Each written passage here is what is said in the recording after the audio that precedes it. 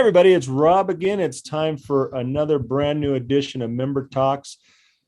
We got a fun one today. We met through Instagram and Facebook and social media, somebody by the name of Heather Welborn, and she has a blog, and I love the name of this blog. It's called All Her Friends Are Dead, But You Aren't. You're Still Here. We had to get her on and figure out what this was all about. Heather, how you doing today? I'm doing well. Good. So before we get into it, tell us a little bit about yourself. You're in Boise, Idaho. Yep. And you are a working funeral director. I'm working very, very much. Yeah. Yes. I'm a funeral director. I run our grief support group, and on my days off, I'm a crisis responder. So. Wow. So you really have no days off. You're kind of always doing something.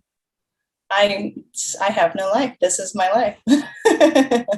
No, the crisis response volunteer thing is really just, it makes me feel good. I get more out of it. So, Yeah. But yeah. Well, that's cool. Okay. So we kind of stumbled across this by accident, which is kind of how we find a lot of people, is just perusing social media, and up pops a post. And I forget what the post was, but it caught my attention. I think it was the name of the blog really that caught my attention. And the fact that you're pretty close. You're just down in Boise, like I said. Mm-hmm. Tell us a little bit about this blog. Well, before let's go into that. Tell us about the blog. How did this come about? Well, I do a lot in the community with the crisis responding, the grief support. I teach community education classes on death education and kind of creating that language bond with our community. And COVID kind of stopped all of those classes. With crisis responding, we could only do it on the phone. So a lot of my community involvement got halted, but also it's kind of good because we were extra busy at the funeral home. And so my bosses I think they were trying to corral my need to be involved in my community. And so they asked me to, and also I had just finished, my master's program and a couple graduate certificates. So they wanted to kind of corral that. And I'm constantly sending my coworkers like academic articles that I know they're not interested in. They're just like appeasing me. And so they're like, why don't you start a blog and talk about, teach people about everything that you want to, like, put it all there. And you froze for a second. And so it got started. I think we're back. Are we back? I think so. Okay. And then I was trying to think of a name for it. And my boss was like, why don't you just like get 10 together and then I'll pick. And I was like, that's not going to work for me. Coming up with 10 names? Seriously? Well, I did. I put it out to like my friends and on like my own personal social media. And I got some really good names. Like I got some really good feedback.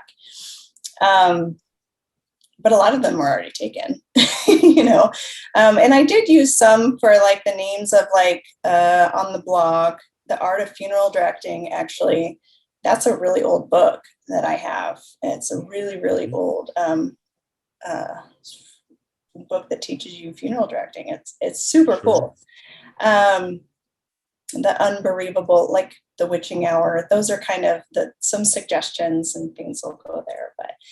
All Her Friends Are Dead. So I like spent the week trying to figure out what to do. And I had been meeting with a bunch of families, and two of my families just happened to say that during the arrangements. And I hear it like weekly, almost, every other day when I'm meeting with families is, we're not going to have a service because, all her friends are dead and right. Nobody's going to come or all my friends are dead. Right. Or something to like that. And I always have to tell them, most people who come to funerals aren't coming for the dead person. They're coming for you. They want to support you. When's the last time you went to a funeral or heard about a funeral? It probably wasn't somebody that you knew. was probably a friend of yours or something. And they were like, oh yeah, right. And it kind of, it's a name that, yes, it's clever, and it could sound disingenuous, but it's really kind of made to create a conversation. And that's what the whole blog is about. It's about communication. It's about getting people to talk and creating this kind of shared language that we all have. So. Well, I love the name. I really do. In fact, when you described it there, I didn't even think about that. But yeah, you're absolutely right. That's the one thing that we hear pretty regularly is nobody's going to come. Why have a funeral? Well, you're right. It's a great point. It's not about you or the deceased. It's about the living that are there. Yeah. And having that ability to be able to come together, in I think some it's a way, great way. right? Yeah. A funeral doesn't have to look like what we think a funeral is. COVID's made us get super creative, and I absolutely love that. It's forced that creativity on our industry. And so the sure, tradition is super important, and I love doing traditional funerals, but we can also make them look very different. And it depends on the person, right? And I love that creativity as a funeral director, to be able to be like, how about we have the service at a petting zoo, because they will allow more than 50 people, right? Or because we can get a big tent and this petting zoo animals can come walk around. And they're like, yeah, like they can look different, that was really fun. That one was a fun one. But yeah, they don't have to, we had limitations, Sure. It hurt my heart to be able to tell a family only 10 people can be there. Yeah. Well, and unfortunately, that's where a lot of it ended up, or just flat out, no, we just can't do it because we can't think far enough outside the box to come up with an idea. Mm-hmm. And, coming up with that plan is really the easy part. It's having the fortitude, if you will, to be able to provide it to a family and say, here's some suggestions. What do you think of this? And let them make that choice. Many families would love any type of gathering, no matter where it was, if they could do it. And so having it at a petting zoo, I've not heard that yet, but what a great idea. We also, at the beginning of the pandemic, we hired this LED screen that went on a flatbed truck. So it was really big. We pulled it up in our funeral home parking lot, and families pulled up like it was a drive-in movie theater.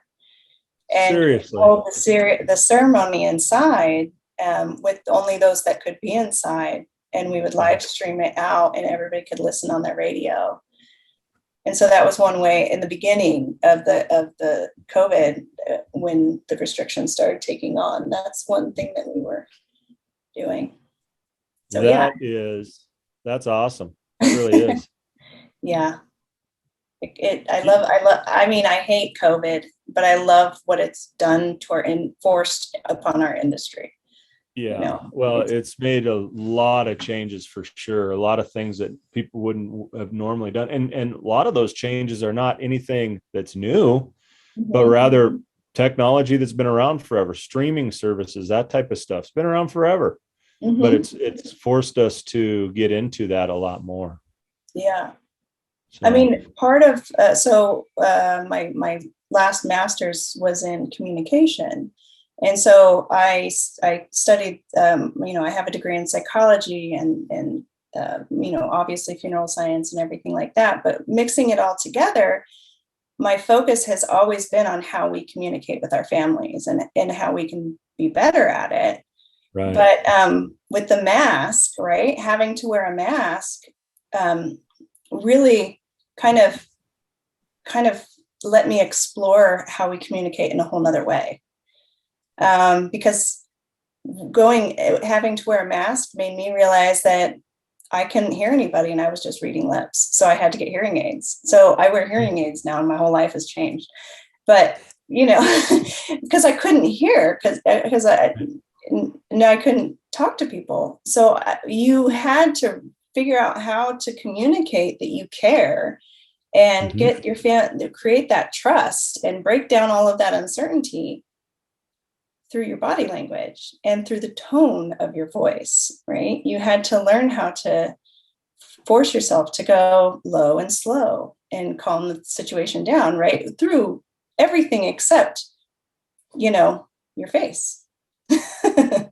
So it was kind of exciting to kind of break all of that apart. Yeah. Well, did you say, now tell me this, because I thought I heard you say this. Did you say your second master's? Well, I have a graduate certificate, and so I was getting it concurrently with my master's in okay. college teaching. Really? Because I wanted to create, I wanted to be able to know how to structure and create a college level program to teach death care professionals communication, death care from a communication standpoint, right? Because we do have that in our schools, right? Mm-hmm. We have the communication and interactive communication, and we have all of those, but our textbook, Will Felt, I have nothing against him. He's wonderful, but our book is from the 1990s, and the the resources and all of the research in it comes from, like the 60s to the 80s. We communicate very differently. We have very different theories on grief, and our not only do our funeral directors look different, but our families look different. And how we communicate with and interact kind of goes a lot deeper than that. And so that was kind of where I was going, was trying to create a program that allowed us to kind of not replace, but add. Because also those books don't have any communication theory in it, Right. And my favorite one is uncertainty management theory. I believe it really is the undercore of every single thing that we do as funeral directors. That's how you tell a good funeral director from a bad funeral director, is how they use that theory. They don't know it. Yeah. But I want to teach them how they do it. Like, this is what you're doing that works. So let's teach somebody else, because it's a teachable skill. Where did this heart for funeral service come from? Because a lot of people get into funeral directing, and I'm a funeral director. Okay, great. But Heather's got all sorts of different hats that she's wearing, but they all kind of have the same idea. It's all around funeral service and around grief and death and dying. Where did this come from? Have you always had this desire to this is my second career. Okay. From a young age, I was a model, and then an actress and a singer. For most of my life. I traveled. I lived simultaneously in LA, New York, Milan, and Paris. Oh my goodness. Just to follow Fashion Week mainly, but was usually the base of where most of my agencies were. So I was a great model because I worked all the time, and they worked me to death, and I was super skinny, and it worked for me, right? But like mentally, it didn't satisfy anything. Emotionally, it didn't satisfy anything. I was searching for human emotion and like real human authenticity and real experiences, and I just wasn't feeling any of that. However, I did work with a lot of people who did not speak my language, and I am horrible at other languages. Like, I got Pig Latin, but that's it. Like, I've lived overseas in other countries for years, and I still can't pick it up. Like, I'm horrible. And so what it did was it taught me how to be really good at communicating without language. And that was like the big thing that I took away from that.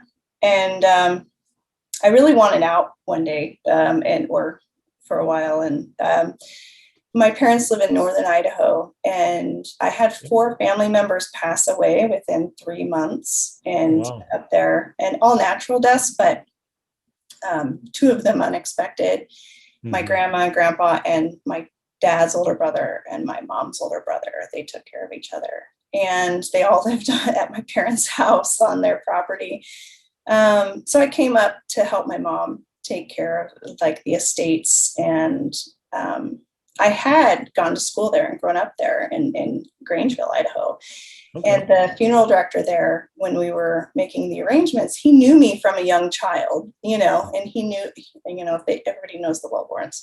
And so I was like, I think I'd be really good at what you're doing. Because, all through modeling, I have been in school. Like, I've been in school my whole life, just taking credits here, there. I was focusing a lot on science and psychology. And he's like, you know what? You're weird. You would be. Just weird enough. Yeah. He was on the state board, and he kind of taught me how to do an apprenticeship, and what school that would be helpful, and kind of how to get into that. And so I was really grateful for him for getting me into it, because once I started, it was hard though. I'm not going to lie. It was very hard to get an apprenticeship. Was it? Yeah. I was just starting to grow my mohawk out. So I had kind of like a tomboy haircut. It didn't look like a mohawk, but it was growing out, and I was tall, and I'm super tall, and I was really skinny. And the only thing I really had on my resume was actress, model, singer, and they were like, you're never going to want to work late hours or lift people, and you're not going to want to do this. And I didn't know anybody in the industry other than the guy from Grangeville. So it took me, I would literally go to every funeral home in Boise, because I didn't want to go to LA. I didn't want to Boise was it was close to my parents, but it wasn't a small town. It was just kind of like a good enough size so that I could do all of the things and walk my families through every single part. But I wasn't so it was busy. I needed it, to learn something. So I'd go to every funeral home, dressed up in my suit with my resume. It's like, hey, it's me again, just checking to see if you need an apprentice yet. No. And so finally, this guy, one day he goes, honey, if I say no, what are you going to do? And I was like, well, I'll just be here next week. Sure. And he's like, I don't need an apprentice. He did need an apprentice. He's like, but I could use a secretary. And I was like, how about we do half apprentice and half secretary? Yeah, foot in the door. Yeah, and he's like, okay, that works. And yeah, that was the only way I could do it. I almost kind of appreciate that approach though. Because I thought my interest was in the embalming and the restorative art and all of those things we think about. Sure. And I was like, I don't really want to have to talk to people. But I realized that no, I'm actually really good at talking to people. And I'm really good at talking to people about really hard subjects. And I'm not really interested in boogers and snot and saliva. So learning the office stuff and the accounting and all of that kind of helped me be a force of nature, because then when I go to any funeral home, I know all of the jobs. Yeah. So, yeah. Well, that's great. Now, how long ago was that you started that apprenticeship? 2010, I think. Okay. Yeah. Okay. So you've been around for some time. I mean, you're not new. It doesn't sound too long ago, but I feel like this is always what I've been doing. My past life feels like I don't remember those things, which is probably better. Well, one thing I discovered about you is, besides the fact that you're really good at talking, you're really good at writing. And I've been reviewing or reading some of your blog, and it interests me because it is a little bit different than a lot of the information that we get out there. A lot of the information, which is really good information, is more educational. There's plenty of different videos and blogs and podcasts and everything else talking about what a aneurysm hook is, what a trocar is, those are great. Those are the flashy, sexy ones. Yeah, people are interested in it, and people want to know that. but you kind of take a different approach with your blog and you share more of the stories. And it starts out, the part that really got me was just the first paragraph. I'm a funeral director and all my friends are dead. Come along on my journey of passion, sadness, ridiculousness, inquisition, imposition, exhaustion, overworked, overstressed, depression, exhilaration, dedication, laughter, and love. That is a full day as a funeral director right there. That describes your work day as a funeral director. Every single one of those emotions. Yeah. And you hit every one. Absolutely. Yeah. It's a roller coaster. It and is. It's something that would be hard to describe to somebody coming home. I assume, but Yeah, well, and every profession is. Yeah. Every profession has its ups and downs, and yeah, coming home and talking about that to whomever that person is in your life can be difficult, especially if they don't understand it. But how does a funeral director do that when they experience every one of those emotions, and sometimes all within 5 minutes? Not just a full day, but you can experience that within 5 minutes. I always tell people that funeral directors and bartenders, they get to hear everything. And sometimes it's way too much, too TMI, too much information, but sometimes it's some of the best stories and some of the best relationships you'll ever make with people. And I just have been reading through and talking, listen or reading some of the information that you've put out on your blog. And I got to give you credit. I mean, I think it's great that you're putting it out there for people to see and sharing people's lives. Yeah. I mean, my intent is not to be, is to educate, right? Mm-hmm. But my intent is to also let it be in such a way that it's humorous, but also it shows a piece of me so that it opens the door for people in our industry to know that it's okay to open those kind of like hard things about ourselves. Right. Yeah.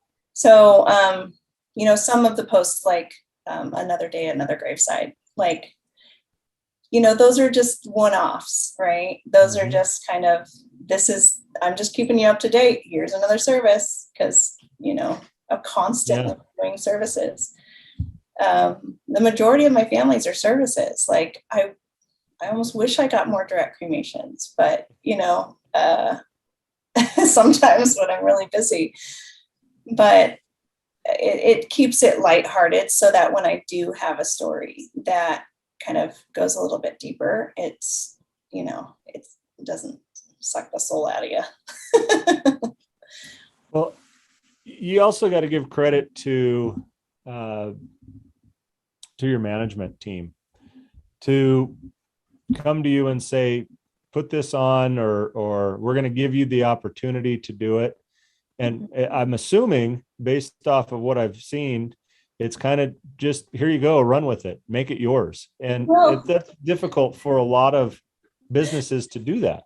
I'm sure they probably wanted me to wait and like ask their approval for each step, like the name, the post. I mean, because my boss did come to me one day and he's like, hey, about the videos that you're going to do, I got some ideas. And I was like, he's like, stop by my desk sometime. And I was like, yeah, sure. Yeah. Like, no, because, and I kind of stood firmly on this is once somebody else starts controlling the content that I put on there, it's not mine. Right. It's no longer mine. And I want it to be, much. Now, granted, my coworkers, I love them all. They're hilarious. Everybody loves the one with the apprentice and the tribute video that we made for Kenny Loggins. It's hilarious. But like all my coworkers have plans for videos, and they've just decided that they each get a character.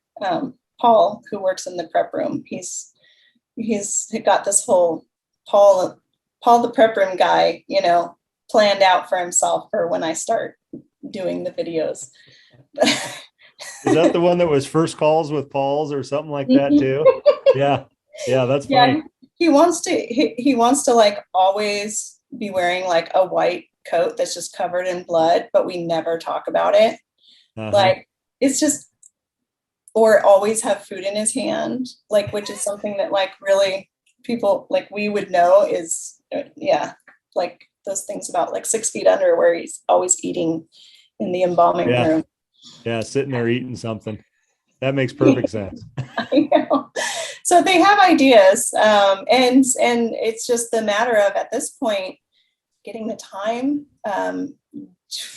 Having a social media presence is exhausting. Like I'm not going to have a video where it's edited perfect.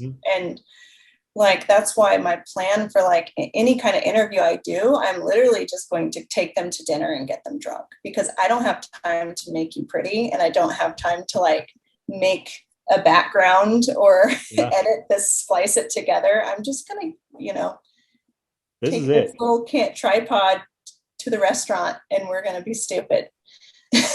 Well, you know what? No, that's what makes the best entertainment. I mean, I hate to say it, but that's what we do. We just, it is what it is, and whatever's said is what's said, and it's real. And I think that's what people want. Scripted stuff is fine and can be funny, but this is, for me, more enjoyable to just chew the fat, if you will. Yeah. Just kind of let it go, right? It's important. I mean, I don't have time to do any of those other things. I'm working too much. Yeah, well, and you're right. Having a social media presence is time consuming for sure. And the more you put out there, the more it pulls you in. It's like doing your genealogy. The more you start researching it, you can't stop. Yeah. So, I mean, that's kind of the draw of the Instagram, and like the short, quick ones. That's the draw of those, because you can just like post a photo and maybe a short paragraph or something. And those are fine, but I also feel like those aren't enough. Those aren't getting across, an actual story, and talking about what I want to talk about, Well, I think you're doing a great job with it. Like I say, I stumbled across it, and I know it's getting out there. But just reading through the blog and seeing what you're doing, I support you all the way. I think anybody putting themselves out there at the risk of, people getting negative, the haters, if you will, that always attack no matter what you put out there, at the risk of that. I haven't gotten any so far yet. But well, I will with open arms. I'd love to have a conversation about it. Prepare yourself. If you put yourself out there, trust me, it will happen. But that's okay, because it does create that conversation if both parties are willing to have the conversation. Well, the other graduate certificate was in crisis management and mediation. So I'm pretty good at diffusing a situation. So I'm okay with haters. I was in the entertainment industry. I survived the entertainment industry. Yeah. Well, this has been a lot of fun. Can you tell us where you're at down in Boise, who you're with, the funeral home you're with? I'm with Cloverdale Funeral Home. Okay. It has a cemetery attached. I think there's one other combo in Idaho, in Coeur d'Alene, I think. But we're the largest funeral home in southern Idaho. Now, correct me if I'm wrong. Is that the location that has the reindeer out in the cemetery? Yes, we always have reindeer. We have 2 right now. Yeah. Oh my gosh. So I didn't want to get too far into that, but I gotta ask. Tell me the reindeer. Listen, I went down to Idaho. I went down to Boise. I don't know, 12 years ago, 13 years ago now, and took my mortician's license exam down there. And I got down there way early, driving around, come into this beautiful looking cemetery. I'm like, wow, let's check this out. This is a gorgeous place. They keep it up early. What are those things out in the middle of the cemetery? Reindeer. Yeah. Are they raising them? What's going on? You got to tell us a story. Well, so the Gibsons they started Cloverdale like years and years ago, and I don't know like the real story. This is Uh-huh. just kind of what I know, and I should know more than this. But um, when they owned it, they have a ranch out in the woods, and it's a big ranch. And I guess they've always had like semi-exotic animals or whatever, and so they've always had reindeer there. I think in the past they used to have more animals, Yeah. but reindeers just kind of became the staple because like October, November, and December, their calendar is full. Like Oh, yeah. all day they're going around town doing events. Like they are because the reindeer that we have are females. Okay. So they shed their also reindeer will shed their antlers throughout the year, but only females keep their antlers during the winter. And Oh, I didn't know so that. yeah, so we've always had female reindeer. Yeah. So we the one before the one that we had, these two are sisters. I think they came from Minnesota.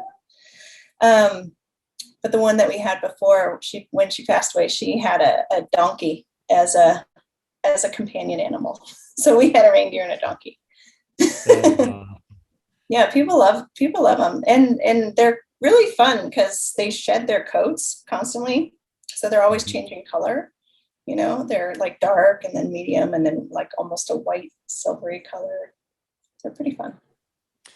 Well, I wanted this to be an interview that focused on you, but I do have to say, congratulations to Cloverdale down there. I mean, that the stuff that you guys are doing, from reindeer in the cemetery to opening the door to letting your funeral directors put something out on a worldwide level that is somewhat focused primarily in and around the funeral home and the cemetery, but is going out to everybody. To me, I mean, that's what funeral homes need to be doing at this point, is doing something to outreach in a way that is different. And there's a number of them that are out there doing that. And we could go through this list, but definitely Cloverdale is one to add to the list of people that are, to not be cliche, but outside of the box thinking, and doing things that are just different and keeping people motivated and attracted to their facility. Yeah, you're right. It is due to our management because they give us that leash. Like when Mm-hmm. we have our funeral director meetings like every other week, they say they allow us to be like, what kind of event are you interested in? Or, what are your thoughts on doing this? They just give us free reign to be as creative as possible. And they're like, yeah, go ahead, try it. So Jake and Dave are stellar at, Yeah. they've curated a team. Like my coworkers, they're all top notch. Like every now and then, the funeral homes that I've worked in before, or every now and then you have one that's just kind of like dropping the ball a little bit. You're always kind of making up for it. But man, I work with such a stellar team. Like I rely on it. I trust all of them. They all pull their weight, and our management is because of our management. Like they put the thought into who they're hiring. So yeah. Well, that is super cool, and I am just grateful that that you said yes to coming on and sharing your story with us, sharing what you're doing with your blog. Like I say, I hope that this thing really just takes off for you and continues to grow. One more quick thing, I know when we were off air, I kind of asked you about it, but it still makes me ask every time, because I look at it. Hello, my name is Heather Darlene Henry James Welborn. Well, I was married before, so I just took the Welborn and added it to the others. So I did have Added another it all one up. Okay. All right. Yeah. All right. Well, when I was in the entertainment industry, I used to model under Heather and Henry. So I had two different kind of simultaneous careers. Heather had long blonde hair. Henry had a mohawk. So. That's awesome. Well, what are your plans? Can you tell us what do you have coming up? What are you looking forward doing with your blog and taking it places? So I'll it's hard to say. So most of it I come up with on the spur of the moment, but I have this like inching in my, because I read the industry news and blogs and everything, and there's been this little thing about communication that's been bugging the crap out of me, and it's been, it's about talking about vital statistics with families. But I plan on going really more into us thinking about where our families are in the moment, because not all of our families are grieving yet, right? They might still be in shock or trauma. And our job is to take them from shock, trauma to grief, and then to outwardly mourning them, and helping them mourn. So we need to stop assuming that our families are already in grief, because a lot of our families that come in are still in shock, and we need to understand and use emotional and psychological first aid skills to talk to our families. And some of that might involve starting with the vital statistics. Those are easily answered questions that their brain doesn't have to think about. They don't trust us right away. And so those are chances to build that trust when somebody is in shock and not wanting to immediately trust. There's so much to dive into with that I'm trying to figure out a kind of a creative way of talking about it that's not like boring academic blah that most people don't want to listen to. I call it the fluff, right? The psychological talk. That's the fluff that we don't care about. Just tell us the 5 steps to do something. That's what we need. We don't have time for the fluff, us female directors. So I'm trying to figure out a way to say it in a clear way. Yeah. Well, exciting stuff. Like I say, I'm just grateful you came on. We're part of this. I'm looking forward to seeing what's going to happen and follow your blog and watch where it grows, because it's interesting to me for sure. But I'm excited to see where it's going to end up going with it and where you're going to be able to take it. So keep doing what you're doing. Thank you. How can thanks. How can people reach out to you? What's the best way to reach out to you, to talk with you, to ask you questions? Do you have an email, or should they do that through a social site, or what would you think? Well, you can contact me on all the social sites. I mean, I have the blog, Instagram, and Facebook, and YouTube, but there's no videos of it. But there is the email, allherfriendsaredead.com at gmail.com. Okay. You want me to spell that whole thing? All her friends. No, I've got it. Fortunately, most of those are 3 letters or less. or I mean, they know where I live, right? So it's no secret, or where I work. They can really just call me at work. I mean, I encourage people to call so you can talk, but I'd be happy to email with anybody anytime. That's awesome. Well, thank you so much for coming on, for being a part of this, for, as we say, joining the conversation. That's really our goal, is to have a conversation and to get information out to people. And I think what you're doing is a great way to continue in that goal and help us continue with that goal by providing information to people. So thank you for doing that and being a part of our podcast and our YouTube page. And we will see you soon, hopefully one of these days live, but otherwise we'll see you on the blog. Okay. Thanks. Bye, everybody. Thanks for joining.